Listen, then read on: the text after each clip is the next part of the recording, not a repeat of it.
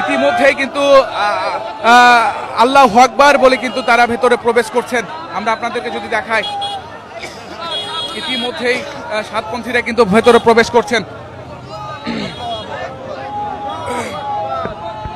দর্শক, কিছুক্ষণ আগে আমরা দেখেছি, দর্শক কিছুক্ষণ আগেই কিন্তু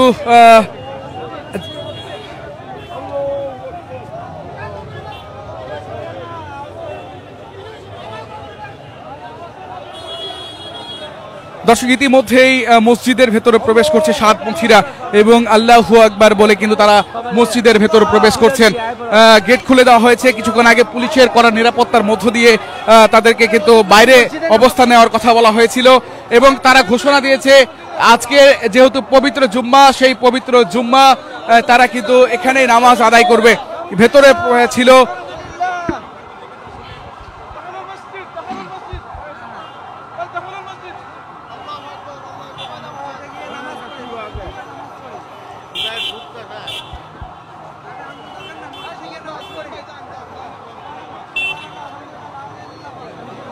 দর্শক, আগে থেকেই কিন্তু জুবাইরপন্থী যারা রয়েছেন তারা মসজিদের ভেতরেই ছিলেন এবং কথা ছিল ঠিক 8টায় 1 মিনিটের ভেতরেই কিন্তু সাতপন্থীরা ভেতরে প্রবেশ করবেন। আমরা দেখছি এখন 7টা 40 বাজে এবং 7টা 40-এর মধ্যেই কিন্তু ইতিমধ্যেই ভেতরে প্রবেশ করছেন তারা। আমরা আপনাদেরকে দেখানোর চেষ্টা করছি। অন্যদিকে সতর্ক অবস্থানে পুলিশ রয়েছে যাতে কোনো প্রকার অপ্রীতিকর কোনো ঘটনা না ঘটে। আশঙ্কা করা হচ্ছে যেহেতু দুই পন্থী তারা মুখোমুখি হচ্ছেন এবং যাতে কোনো প্রকার অপ্রীতিকর কোনো ঘটনা না ঘটে সে জায়গা থেকে সতর্ক অবস্থানেও কিন্তু পুলিশ রয়েছে। দর্শক, আমরা আপনাদেরকে দেখানোর চেষ্টা করছি বর্তমান পরিস্থিতি।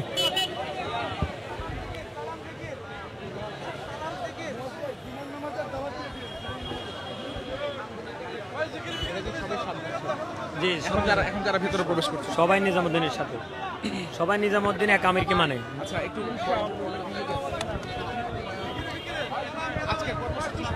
একটু যদি বলেন। আমাদের আজকে অনেকগুলা দাবি আছে। আমরা যে 7 বছর পরে বিশ্ব ইজতেমা করতেছি, এখন আমাদের 1 নম্বর দাবি হলো যে আমরা সর্বপ্রথম বিশ্ব ইজতেমা করব। দ্বিতীয়তে ওনাদের মেহমানরা, বিদেশি মেহমানরা আসতেছে বাংলাদেশে, আমাদের মেহমান আসতে পারতেছে না। এই জন্য আমাদের হযরত মাওলানা সাদ সাহেব, আমাদের আমির, যে উনি বাংলাদেশে আসবে, এটাই আমরা সরকারের কাছে আবেদন জানাইতেছি।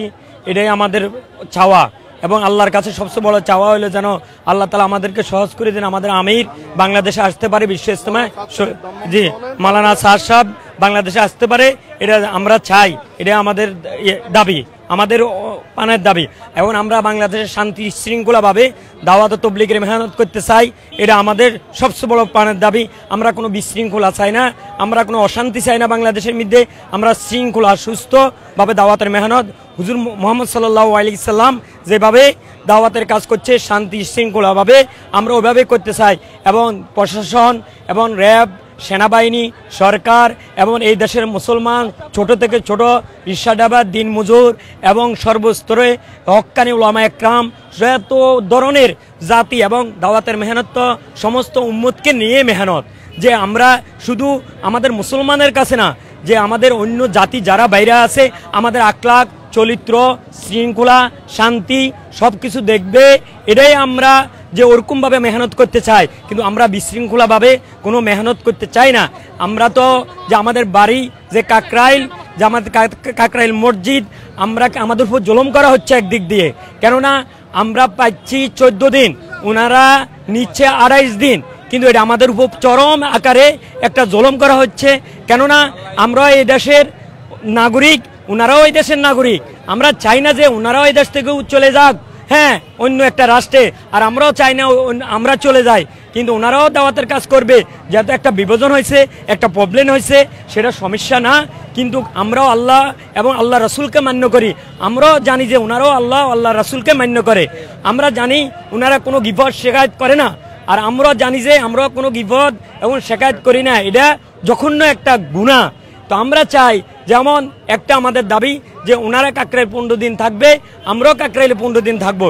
এই কাকরাইলে আমাদের রক্ত মাংস গলানো, আমাদের অর্থ শ্রম আমাদের বাংলাদেশের সমস্ত মুসলমানের আছে, ওনাদেরও আছে। তো ঠিক আছে, সরকার, আমরা সরকারের কাছে এটা আবেদন করতেছি, সরকার যেন আমাদেরকে কি করে যে 15 দিন করি এটা আমাদেরকে বন্টন করে দেয়, অথবা 15 দিন যদি না হয় 1 মাস করে দেয়, যেটা সুন্দর সমান অধিকার। সরকার চায় যে এটা গণতন্ত্র রাষ্ট্র, যে গণতন্ত্রের জন্য ছাত্ররা এই দেশে আন্দোলন করছে, যে গণতন্ত্র ভাঙছে, সেই গণতন্ত্র যেন এখন এরকম না হয়, যেন যে একতরফিয়া হয়ে যায়, শুধু একতরফিয়া, এক পক্ষে কি করবে মেহনত করবে আর অন্য পক্ষে মেহনত করবে না, এটা যেন কি হয়। নামাজ পড়বো 2 রাকাত ভাই, সবাই বলুক, সবাই 2 রাকাত নামাজ পড়বো, শুকরিয়া স্বরূপ ইনশাআল্লাহ। আমরা শান্তিপূর্ণ তবলিগ চাই, দাওয়াতে তবলিগের মেহনত আমরা চাই, শান্তিপূর্ণ মেহনত ইনশাআল্লাহ। তাদের মধ্যে যে হযরত মাওলানা শাহ সাহেব দামাত বরকাতুহু যদি বাংলাদেশে আসেন তো নিঃসন্দেহে এই ঝামেলা আর থাকবে না ইনশাআল্লাহ। আমরা চাই যে হযরত আসুক, কি সমস্যা আছে ওনারা প্রশ্ন করুক, তাতে আমাদের কোনো অসুবিধা নেই। হযরত আসার জন্য তৈয়ার, কেন আমাদের হযরতজি বাংলাদেশে আসুক, এটা লক্ষ মানুষের তামান্না। আজকে দীর্ঘ 7 বছর যাবৎ আমরা আসতে পারতেছি, হযরতজি আসতে পারতেছে না, আমাদের মনে খুবই ব্যথা যে আমাদের হযরতজি আসতে পারতেছে না। আমরা চাই আমাদের হযরতজি আসুক, ওনাদের কোনো প্রশ্ন থাকলে হযরতজিকে করুক, আমরা আগের মতো মিলামিশা দাওয়াত ও তবলিগের মেহনত করতে চাই ইনশাআল্লাহ। যেহেতু দাওয়াতের তবলিগের মেহনত এটা আমাদেরকে মওত পর্যন্ত করতে হবে, এই মেহনত আমাদেরকে মওত পর্যন্ত করতে হবে, এবং এই মেহনত শান্তিপূর্ণ মেহনত, এখানে কোনো বিশৃঙ্খলা আমরা চাই না। এই যে আপনারা দেখতেছেন লক্ষ মানুষ এখানে সমবেত হয়েছে, একটা বাচ্চা আমরা আনি নেই, একটা পোলাপানও আমরা এখানে বাচ্চা পোলাপান আনি নেই, সমস্ত আমরা 3 চিল্লা 1 চিল্লা সময় লাগাই না সাথী, বুঝমান সাথী, বেশির সাথী 3 চিল্লার সাথী, বেশি সাথী ওলামায়ে কেরাম, এই যে হাজার ওলামায়ে কেরাম আমাদের সাথে আছে, ওনারা বলে আমাদের সাথে ওলামা কেরামই নাই। আগামী 16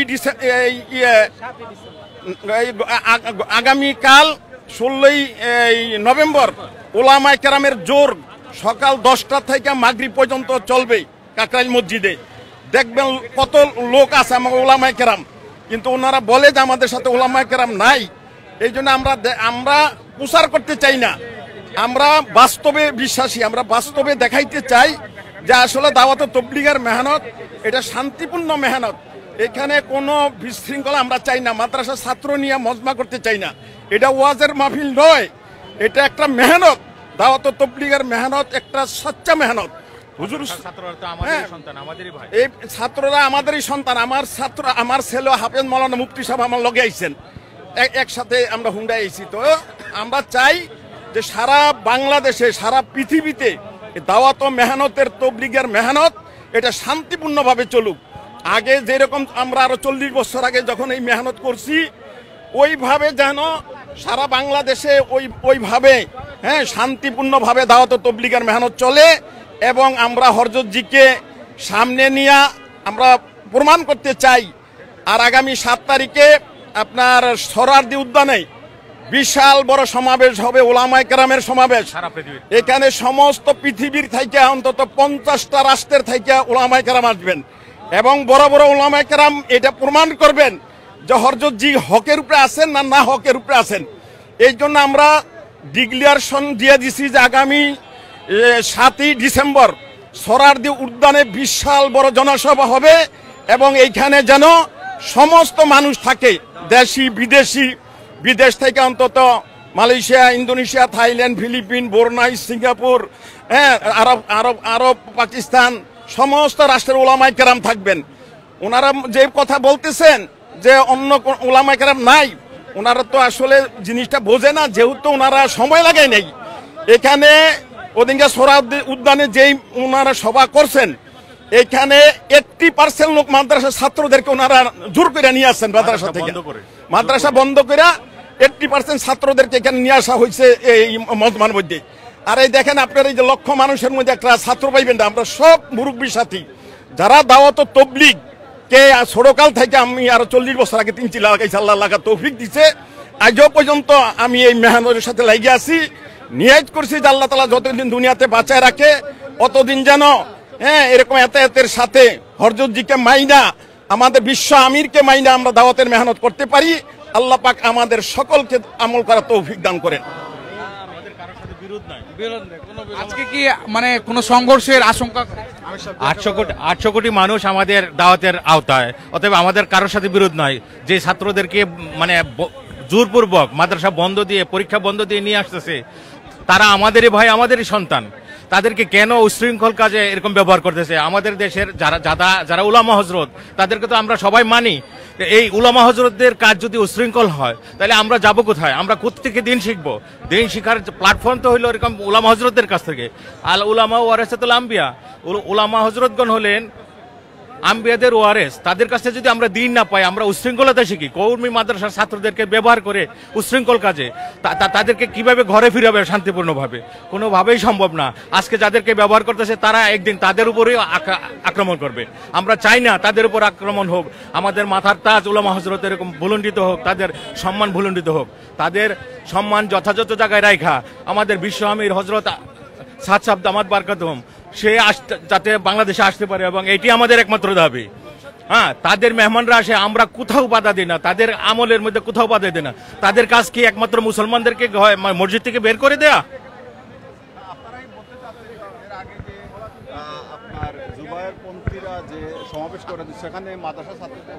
অবশ্যই, কারণ জি, যারা 40 দিন করে দিছে, তারাও পারমিটেড না ইজতেমা ময়দানে। কিন্তু যারা এট এ টাইম আপনার 120 দিন, 3 চিল্লা 120 দিন দিছে, তাদেরই জোর শুধু। সেখানে তারা অবুজ এরকম মাদ্রাসা ছাত্রদেরকে নিয়ে আসা, শোডাউন করছে, আর আমাদের বিরুদ্ধে ব্যবহার করছে এবং দখলবাজি করছে। এর আগের বার যে আর আমাদের সাথে মানে শহীদ হয়েছে, সেখানে আমাদের সাথীদেরকে, নিরপরাধ সাথীদেরকে হত্যা করছেন। আমরা তো তসবিহার টুপি নিয়ে ইয়েতে ঢুকছিলাম আপনার ইজতেমা ময়দানে। তারা তো আমাদের উপর জুলুম করছে, আমরা এরপরও তাদেরকে মাফ করে দিছি। যে তোমরা সবাইকে তো আমরা ক্ষমা করে দিলাম। মসজিদ আল্লাহর ঘর, সেখান থেকে আমাদেরকে, আমরা তো দুই পক্ষ ভাবি না। আমরা তো জানি আমরা মূলের সাথে আছি। একটা বাংলাদেশের বৃহৎ পার্টি থেকে বড় বড় ইয়ারা চলে গেছে, তাতে তো দাওয়াতে তবলিগের ক্ষতি হয় নাই, তবলিগের গতিতে চলতেছে সারা দুনিয়ায়। শুধু বাংলাদেশে এই আমরা উলামাদের সাথে আছি, বিভিন্ন মানুষদেরকে ভুল বিভ্রান্ত করে এরকম তাদেরকে ব্যবহার করতেছে। আর অন্য সারা পৃথিবীতে দেওবন্দের চাইতে বড় বড় মাদ্রাসা আছে ইয়েতে, আপনার ভারতে। আমাদের অন্য ভাইরা যারা ভুল বুঝতেছেন, যারা আমাদের থেকে চলে গেছেন, যারা মূলের থেকে চলে গেছেন,